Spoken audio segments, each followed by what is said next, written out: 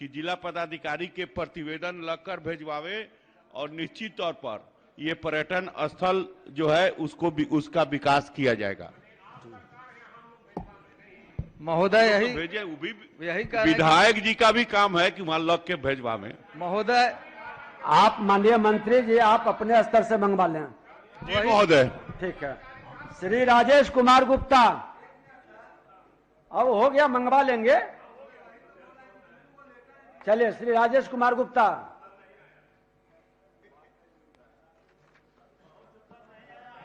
आपदा प्रबंधन विभाग से गृह विभाग में स्थानांतरित। ये गृह विभाग को स्थानांतरित हो गया है। नहीं, वो स्थानांतरित हुआ है। बैठ जाइए। श्री प्रणव कुमार। इसका उत्तर कब आएगा सर अध्यक्ष महोदय? जिस दिन गृह विभाग का रहेगा। ठीक है। श्री प्रणव कुमार बोलिए सर। जवाब पूछिए सर। बहुत ही घनी आबादी है वहाँ सर, और हम चाहते हैं सदन के माध्यम से कि वहाँ से कोई वैकल्पिक व्यवस्था हो। कई बराबर घटना घटते रहता है। अब विभाग को कई बार लिखे, विभाग का उत्तर से हम लोग संतुष्ट नहीं हो पाते हैं। गार्ड की व्यवस्था कर दी गई है। माननीय सदस्य का जो प्रश्न है, फिर भी माननीय सदस्य कह रहे हैं तो दिखवा लेंगे। ठीक, बैठ जाइए। ठीक। श्री कुमार सरजीत पूरक।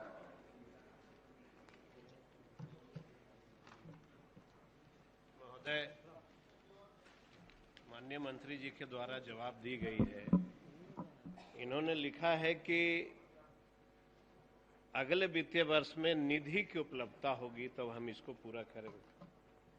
अंतर्राष्ट्रीय पर्यटक स्थल है अध्यक्ष महोदय, और विश्व विख्यात, वहां से 10 लाख विदेशी आप पूरक पूछिए। देखिए समय आप लोग भूमिका बनाने में बहुत बर्बाद करते हैं, कई सदस्य वंचित रहते हैं। कोई औचित्य पूरक महोदय, पूरक सीधे पूछे। क्या हुआ हमारा प्रश्न का? चलिए बैठिए।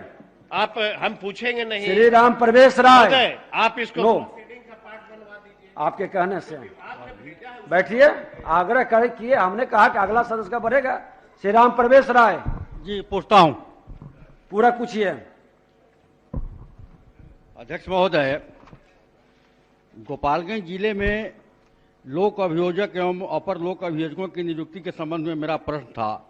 माननीय मंत्री जी ने जवाब दिया है कि जवाब आप देख लिए हैं। पूरक पूछिए। नियुक्ति हेतु अनुशंसा सूची विभाग को प्राप्त हुई है, जिसकी आलोक में नियुक्ति संप्रति प्रक्रियाधीन है।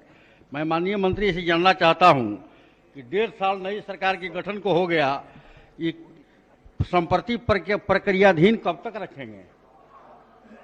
माननीय मंत्री शीघ्र करा देंगे। कोई समय तो बताइए, पूरे राज्य का मामला है, बताइए। विधानसभा के बाद। चलिए। श्री इजराउल हुसैन।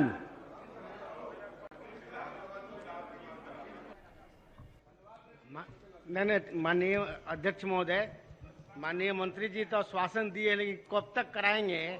ऐसा आश्वासन सुनते आप आग्रह। माननीय मंत्री जी आपके आश्वासन पर भरोसा है उनको। हाँ। माननीय सदस्य छोटेलाल राय जी से बहुत आत्मीय संबंध है। मैंने लिखा है प्राथमिकता पर करेंगे। प्राथमिकता पर करेंगे। माननीय अध्यक्ष महोदय, ये हेलो, माननीय मंत्री जी प्रायोरिटी देंगे, हम लिखे। चलिए अध्यक्ष महोदय, माननीय मंत्री जी उसी रास्ते से जाते हैं, प्रसाद दरियापुर। उत्तर नहीं आया। आपका ट्रांसफर हो गया गृह विभाग में। श्री जितेंद्र कुमार राय।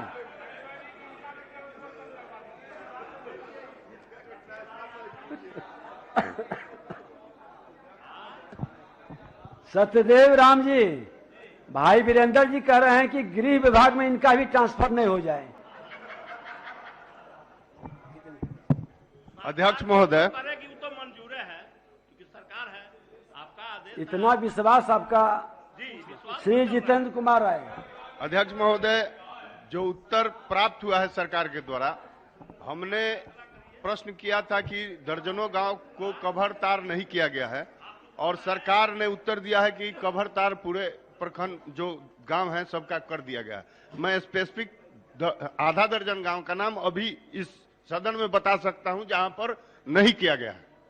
माननीय मंत्री जी, ऊर्जा विभाग। माननीय सदस्य का प्रश्न जो है महोदय, क्या यह बात सही है कि उपयुक्त प्रखंडों के दर्जनों गांव में जहां घनी आबादी है, जहां कभर तार की जगह खुला तार से विद्युतीकरण किया गया है? कहीं भी महोदय ग्रामीण क्षेत्र में कभर तार से नहीं किया गया है, खुला तार से ही विद्युतीकरण किया गया है, यही उत्तर है। अध्यक्ष महोदय, गांव में जो एलटी लाइन है सब जगह कभर तार से किया गया है। चलिए, कह रहे हैं कभी कहीं कभर तार नहीं किया गया है। श्री रणविजय साहू।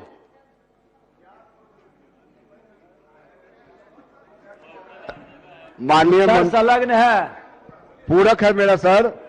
क्योंकि चार दीवारी नहीं रहने के कारण कुत्ते से लेके जानवर तक, आवारा कुत्ता से लेके जानवर और असामाजिक तत्व और लगभग सभी जगह अब तो दलाल जो होते हैं अस्पताल में, कोई प्राइवेट अस्पताल में चलते हैं, अच्छा सुविधा होगा, इलाज होगा।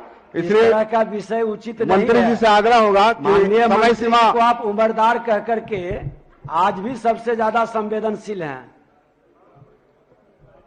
चलिए, मंत्री जी से आग्रह होगा कि इसका समय सीमा निर्धारित करके बताएंगे और इसको जल्द करवा देंगे। मेरा यही पूरक होगा अध्यक्ष महोदय। जवाब में लिखा है कि निविदा निष्पादन करके उसका काम पूरा कर देंगे, तो निविदा निष्पादित होगा, तुरंत हो जाएगा अगले वित्तीय वर्ष में। इंजीनियर शशिभूषण सिंह। अध्यक्ष महोदय, सुगौली में उप स्वास्थ्य केंद्र का न कोई भवन है न वहां डॉक्टर कोई रहता है। जवाब संलग्न है, कब तक वहां डॉक्टर उपलब्ध कराया जा सकता है और भवन बनवाया जा सकता है? मंत्री जी बोला। महोदय, मैं माननीय सदस्य को आपके माध्यम से अवगत कराना चाहता हूं कि स्वास्थ्य उपकेंद्र में चिकित्सकों का पदस्थापन नहीं किया जाता है। चिकित्सक वहां नहीं होते, वहां एएनएम होती है और उनके द्वारा टीकाकरण और अन्य सुविधाएं लोगों को दी जाती हैं। प्रसव पूर्व की जो जांच वगैरह होती है। सुगौली विधानसभा क्षेत्र अंतर्गत भवन को हेल्थ एंड वेलनेस सेंटर के रूप में चिन्हित किया गया है। मतलब हमने ये तय किया है राज्य के अंदर की स्वास्थ्य उपकेंद्र और अतिरिक्त प्राथमिक स्वास्थ्य केंद्रों में बेहतर स्वास्थ्य सुविधा उपलब्ध कराने के लिए वहां उसको उन्नत करेंगे और हेल्थ एंड वेलनेस सेंटर के रूप में उसको उत्क्रमित किया जाएगा। तो उत्क्रमित करने का निर्णय विभाग के द्वारा ले लिया गया है और माननीय सदस्य के विधानसभा क्षेत्र में जो उन्होंने प्रश्न किया है उसके अतिरिक्त भी हमने काम किया है, उसकी भी जानकारी दी है। भेड़ियारी, चंपापुर, छपरा बहास, भरगावा, डुमड़ी एवं लाल परसा में भी नए भवन के निर्माण का कार्य बीएमएसआईसीएल के द्वारा प्रारंभ किया जा रहा है। तो माननीय सदस्य ने एक जगह की चिंता जाहिर की थी, हमने 6 जगह का उनका निराकरण करा। अभी जो है सो कहीं नहीं भवन बन रहा है, न स्टार्ट हुआ है। माननीय सदस्य यूसुफ मैंने कहा स्टार्ट होने जा रहा है, मैंने ये नहीं कहा कि स्टार्ट हो गया है। ठीक, बोलिए, क्या पूरा पूछिए।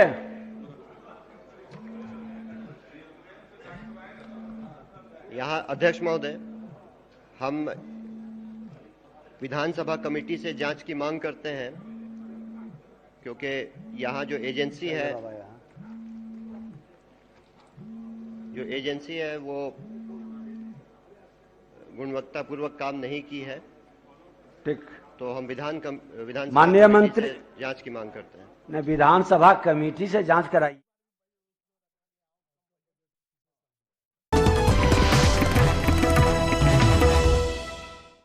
ठीक सर, आपके जवाब में ही है कि इतना रोगियों, इसीलिए मैंने ये सवाल। स्क्रीनिंग है, नॉट ट्रीटमेंट।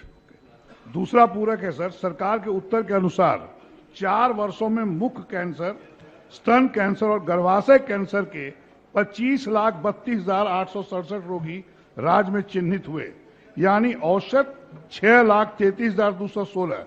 और सरकार किस आधार पर कह रही है कि 1,03,000 मरीज प्रति वर्ष संभावित है। आपके उत्तर माननीय मंत्री। ये मैंने जवाब में लिखा है, national cancer registry programme report 2020 के आधार पर कहा है। चलिए हो गया। तीसरा सर, विगत 4 वर्षों में मुख्यमंत्री चिकित्सा सहायता कोष से कैंसर के इलाज के लिए राज्य के अस्पतालों एवं राज्य के बाहर के अस्पतालों में को कितना अनुदान दिया गया, ये बताने का मंत्री जी की बात। ये भी मैं अगले दिन में जो अगला कार्य दिवस होगा मैं बता दूंगा। आप सब लोगों की जानकारी के लिए बहुत अच्छा विषय चर्चा छेड़ा आपने। मुख्यमंत्री चिकित्सा सहायता योजना से सभी राज्य के वैसे गरीबों को जिनकी आय 2.5 लाख रुपए से कम होती है, उनको गंभीर बीमारियों के इलाज के लिए पैसा दिया जाता है और खास करके कैंसर मरीज के रोगियों के लिए पैसा यह दिया जाता है। और कैंसर के मरीज में अलग अलग तरह की राशि की जरूरत पड़ती है। किसी का ऑपरेशन होता है, किसी की सिकाई होती है, किसी की कीमोथेरेपी होती है। और एक बहुत बड़ी संख्या में प्रत्येक बुधवार को मुख्यालय के स्तर से वो राशि स्वीकृत करके अगले 1 सप्ताह के अंदर संबंधित अस्पतालों में भेजा जाता है। और मैं तो माननीय सदस्यों को पूर्व में पत्र लिख के कई बार आग्रह किया हूं कि राज्य के गरीब लोगों को यह सुविधा दी जाए। इसके लिए आपके पास भी यदि कोई गरीब कैंसर मरीज किसी अस्पताल से आता है जो सीजीएचएस के अंदर हो, सेंट्रल गवर्नमेंट हेल्थ सिस्टम के अंदर हो, वैसे सारे अस्पतालों में कैंसर का इलाज कराएगा तो उसको पैसा में आर्थिक सहयोग बिहार की सरकार की तरफ से की जाती है। मैं आपको एक महत्वपूर्ण जानकारी देना चाहता हूं। पहले कैंसर के इलाज के लिए बहुत बड़ी संख्या में लोग टाटा कैंसर हॉस्पिटल मुंबई जाते थे और जब मुंबई जाते थे तो उनको इस सुविधा के तहत पैसा प्राप्त करने में कठिनाई होती थी, चूंकि आवेदन फिर पटना आके यहाँ देना पड़ता था। अब माननीय मुख्यमंत्री जी के निर्देश पे आज से 1.5 साल पहले से हम सब लोगों ने व्यवस्था बना दी है। टाटा कैंसर हॉस्पिटल मुंबई के अंदर ही बिहार का एक अलग हेल्प डेस्क है। एक अंडर सेक्रेटरी रैंक का वहां उद्योग विभाग का अधिकारी है और वह वहीं पर उसको आर्थिक सहयोग कर देता है जो मरीज के परिजन वहां जाते हैं सहयोग मांगने के लिए। तो सरकार बहुत ही संवेदनशील है और इस विषय को हम बहुत ही संवेदना के साथ लोगों की सेवा करना चाहते हैं और लगातार करते हैं। इस राज्य के अंदर भी चाहे महावीर कैंसर हॉस्पिटल हो, पारस कैंसर हॉस्पिटल हो, IGIMS हो, एम्स हो या राज्य के बाहर के जो बड़े संस्थान जो सीजीएचएस में हैं, उन सभी को देते हैं। जो संख्या और राशि पूछा है माननीय सदस्य ने, मैं उनको उपलब्ध करा दूंगा। श्री समीम अहमद 3 पूरक हो गया। समीम अहमद नहीं, आपका 3 पूरक हो गया। बता ही दिया कि जवाब देंगे।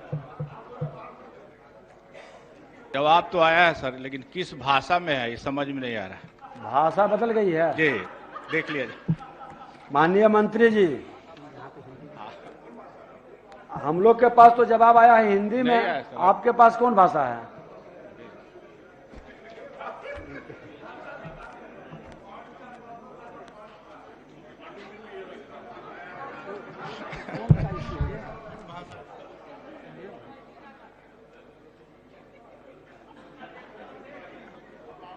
वो इनका ठीक से निकाला नहीं है। निकाला है सर, अभी निकाल के लाए। उत्तर पढ़ दीजिए महोदय। उत्तर स्वीकारात्मक है। जिला पदाधिकारी पूर्वी चंपारण को विभागीय ज्ञापांक 405 दिनांक 23/2/22 द्वारा प्रतिवेदन की मांग की गई है।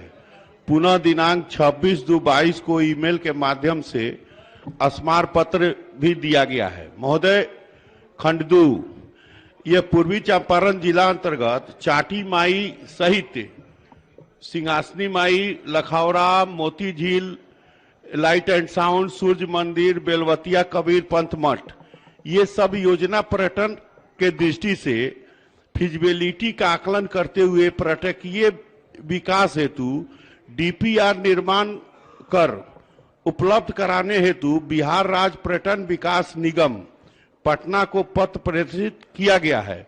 बिहार राज्य पर्यटन विकास निगम पटना द्वारा प्रारंभिक योजना का प्रतिवेदन तैयार किया गया है और नियमानुसार ये प्रतिवेदन जब प्राप्त हो जाएंगे तो राशि के उपलब्धता से ये जो पूर्वी चंपारण के जो चयनित स्थल है उसका शीघ्र अगले वित्तीय वर्ष में विकास कराया जाएगा। श्री राजीव कुमार उर्फ मुन्ना।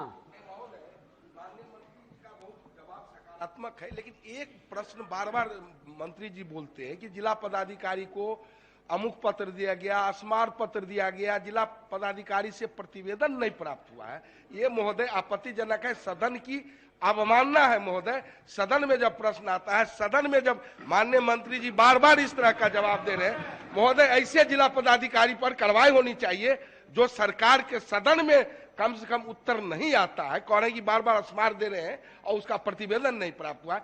ऐसे जिला पदाधिकारी पर महोदय कार्रवाई होना चाहिए, हम आसन से आग्रह करते हैं। ठीक। राजीव कुमार उर्फ मुन्ना। भस्मी देवी शक्तिपीठ है और लाखों श्रद्धालु लोग आते हैं वहां दर्शन के लिए। फिर भूमिका नहीं बनाइए, आप प्रश्न हमारे साथ भी वही है कि हाँ प्रतिवेदन 24 तारीख को दिए हैं, 26 तारीख को स्मारक दिए हैं, हमारे पास भी उत्तर में वही है। हम मंत्री जी से जानना चाह रहे हैं कि वो धर्मस्थल है, शक्तिपीठ है, उसका कब तक विकास कराएंगे? मंत्री जी। महोदय पुनः हम इसके देखवा लेंगे और बात करके जिलाधिकारी से प्रतिवेदन मांगकर और कार्रवाई करेंगे। कितना दिन में कार्रवाई कर दीजिएगा? माननीय सदस्य बैठे बैठे एक तो कमेंट न करें मंत्री जी से। और मुन्ना जी बैठ जाए एक मिनट। दूसरी चीज कि आपका कमेंट कहीं न कहीं आपको कमजोर करता है। विधायिका को कमजोर करने वाला शब्द या मानसिकता कहीं न कहीं पदाधिकारियों के बीच अराजकता उत्पन्न करता है और यही गलती आज वर्षों से होते चली आ रही है, जिसके कारण पदाधिकारी आपकी गंभीरता को पूर्णतः स्वीकार नहीं कर पाता है। और ये गलती ना करें। जिस दिन विधायिका और विधायिका को मजबूत करने की मानसिकता सदन बना लेगी, सरकार इसको संरक्षित करेगी, पदाधिकारी में अराजकता की भाव समाप्त हो जाएगी। इसलिए इसको आगे से ध्यान रखें। अध्यक्ष महोदय, मैं मंत्री जी से जानना चाह रहा हूं कि कितना दिन में वहां विकास का काम हो जाएगा? माननीय मंत्री जी। महोदय, ये पर्यटन रोड मैप में चयनित है। जैसे ही प्रतिवेदन आएगा और पर्यटन निगम से उसकी डीपीआर तैयार करा के और अगले वित्तीय वर्ष में राशि के उपलब्धता के आधार पर काम करा दिया जाएगा।